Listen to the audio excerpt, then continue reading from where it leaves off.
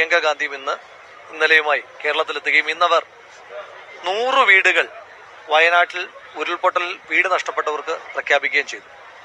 അതിൻ്റെ തുടർച്ചയായി സംസ്ഥാന യൂത്ത് കോൺഗ്രസ് കമ്മിറ്റി കൂടിയാലോചിച്ച് 30 വീടുകൾ ഈ ഉരുൾപൊട്ടലിൽ വീട് നഷ്ടമായവർക്ക് ആദ്യഘട്ടമായി 30 വീടുകൾ യൂത്ത് കോൺഗ്രസ് സംസ്ഥാന കമ്മിറ്റി നിർമ്മിച്ചു നൽകുവാൻ തീരുമാനിക്കുകയാണ്. അതോടൊപ്പം തന്നെ ഈ വീട് നിർമ്മിച്ചു നൽകുന്നത് സമയബന്ധിതമായിട്ടാണ് ചെയ്യേണ്ടതായിട്ടുള്ളത്. ഇവിടുത്തെ ഒരു പ്രധാനപ്പെട്ട പ്രതിസന്ധി വയനാടായതുകൊണ്ട് തന്നെ ഇനി ആ പ്രദേശത്ത് ഈ ഉരുൾപൊട്ടൽ ഉണ്ടായ സ്ഥലത്ത് വീട് നിർമ്മാണം പൂർത്തീകരിക്കാൻ കഴിയില്ല. സ്ഥലം ഒരു പ്രശ്നമാണ്. അത് ഗവൺമെന്റുമായിട്ട് സംസാരിച്ച് പരിഹാരം കണ്ടെത്തും.